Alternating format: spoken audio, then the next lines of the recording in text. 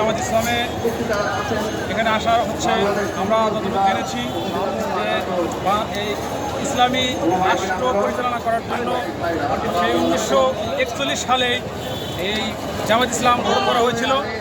সৈয়দ মওদুদী আলা রহমতুল্লাহ আলাই 1941 সালে ব্রিটিশের সময় এই দলটি গঠন করা হয়েছিল, কিন্তু 1941 সালে যদি এই দলটা গঠন করা হয়েছিল, কিন্তু 1945 সালে এর কার্যক্রম কিন্তু বন্ধ করে দেওয়া হয়েছিল। পরবর্তীতে 1947 সালে যখন দেশ ভাগ হওয়ার একটি প্রক্রিয়া সৃষ্টি হয়, সেই প্রক্রিয়ায় জামাত ইসলাম চেয়েছিল যে পুরা ভারত মহাদেশ যেন মুসলমান শাসন করতে পারে, মুসলমানের আয় থাকে, পুরা ভারতবর্ষ যেন কোরআন এবং সুন্নাহ মোতাবেক দেশ পরিচালনা করতে পারে, যার জন্যই কিন্তু সেখানে কিছু মতভেদ হয়েছিল। পরবর্তীতে 1946 সালে দেশ ভাগ হয়ে গেল।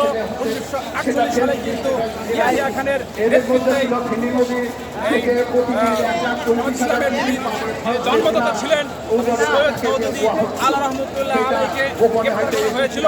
পরবর্তীতে 1957 সালে আবার এই জামাত ইসলামকে নিষিদ্ধ করা হয়েছিল।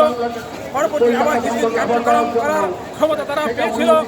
পরিচিতভাবে আবার 1964 সালে আবার এই জামাত ইসলামকে তার কার্যক্রমকে, এবং ওই সময় আরও কয়েকটি রাজনৈতিক দল ছিল যেই দলের কার্যক্রমকে নিষিদ্ধ করা হয়েছিল। পরবর্তীতে কিন্তু আমরা দেখতে পেয়েছি যে আসলে ওই সময়ের যারা ইসলাম বিরোধী ছিল তারা ভেবেছিল অবশ্যই যে এই দল যদি কখনো বাংলার জমিনে যদি কখনো ক্ষমতায় যেতে পারে, তাহলে বাংলাদেশ একটি ইসলামী রাষ্ট্র হিসেবে গঠন হবে। এরকম সিম্পটম গবেষণা করে তারা পেয়েছিল, যার কারণে হয়তোবা এই উদ্দেশ্য করেই এই জামাত ইসলামকে রোধ করা হয়েছিল, চেপে ধরা হয়েছিল। সেই আজ পর্যন্ত কিন্তু এই যখন 1970 সালে নির্বাচন হয়েছিল, এই 1970 সালেও কিন্তু জামাত ইসলামের 4টি আসন পেয়েছিল। 69-এর যে নির্বাচন ছিল, 69-এর যে দেশ স্বাধীন ছিল, সেখানে কিন্তু তার মতভেদ থাকলেও কিন্তু তারাও ওই সময় কিন্তু চেয়েছিল যেহেতু পাকিস্তান, পূর্ব পাকিস্তান এবং পশ্চিম পাকিস্তান দুই দেশ মিলেই যেন তারা শাসন করতে পারে। যখন তারা দেখতে পেল 47 যখন ভারত বিলীন হয়ে গেল, তখন তারা চিন্তা করলো যে যেহেতু অনেকটি অংশ চলে গেছে, পূর্ব এবং পশ্চিম পাকিস্তানকে যেন সুন্দরভাবে কোরআন এবং হাদিস দিয়ে দেশ পরিচালনা করতে পারে, তারাও চেষ্টা করেছে। সেখানে যখন ব্যর্থ হয়েছে, পুনরায় যখন 17 নির্বাচন হলো, এবার 79 যখন নির্বাচন হয়েছিল, তখন কিন্তু 18 জন এমপি হয়েছিল। পরবর্তীতে তারা আবার এই ফ্যাসিস্ট হাসিনা মারিয়া সরকার জামাত ইসলামকে কিন্তু রোধ করে দিয়েছিল, জামাত ইসলামকে চেপে ধরা হয়েছিল।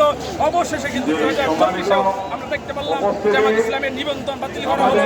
কিন্তু আল্লাহ যদি এই দলটাকে সত্যিকারে যদি ভালোবেসে থাকে, এই দলটা যদি আসলে সত্যিকারে কোরআন এবং সুন্নাহ মোতাবেক রাষ্ট্র পরিচালনা করার মতো যদি তারা ইমেজ তৈরি হয়ে থাকে, কোরআন হাদিস দিয়ে যদি রাষ্ট্র পরিচালনা করার প্রতিজ্ঞা যদি এই জামাত ইসলাম যদি থেকেই থাকে, আমাদের মনে হচ্ছে বাংলার জমিনে 71 থেকে বলছি না, 1947 থেকে এই পর্যন্ত স্বাধীন বাংলাদেশ, এই বাংলাদেশে এত বড় প্রোগ্রাম বাংলাদেশের আর কোন রাজনৈতিক দলের হয়নি। এটা হচ্ছে একটি জামাত ইসলামের একটি ইতিহাস সৃষ্টি করলো। আজকে 19 জুলাই এই যে ইতিহাস রচনা করলো বাংলাদেশ জামাত ইসলাম, তা আমার মনে হচ্ছে পৃথিবীতে এত একটা রাজনৈতিক দলের যে এত বড় একটি যে সংগঠন, এত একটি মানুষের ডাকে সারা বাংলাদেশ থেকে এত লক্ষ লক্ষ মানুষ তারা চাপিয়ে পড়েছে, সকলে কিন্তু নিজের টাকায় কিন্তু তারা সারা বাংলাদেশ থেকে এই টাকাতে পৌঁছে গিয়েছে। সেই হিসাবেও কিন্তু আমরা আমাদের নিজের টাকা খরচ করে হলেও আমরা জামাত ইসলামের প্রোগ্রাম দেখতে পাচ্ছি। জামাত ইসলাম কি বলে আমরা শুনতে আসছি, জামাত ইসলামের পজিটিভগুলো আমরা অবশ্যই লালন করবো, আমরা মানার চেষ্টা করবো। আমরাও চাই, আমরা যে কোনো দল করি না কেন তাদের সমস্যা নাই, কিন্তু আমরা চাচ্ছি কোরআন এবং হাদিস দিয়ে যদি বাংলাদেশ ইসলামিক রাষ্ট্র পরিচালনা করে, অবশ্যই আমাদের সাপোর্ট সেখানে থাকবে ইনশাআল্লাহ।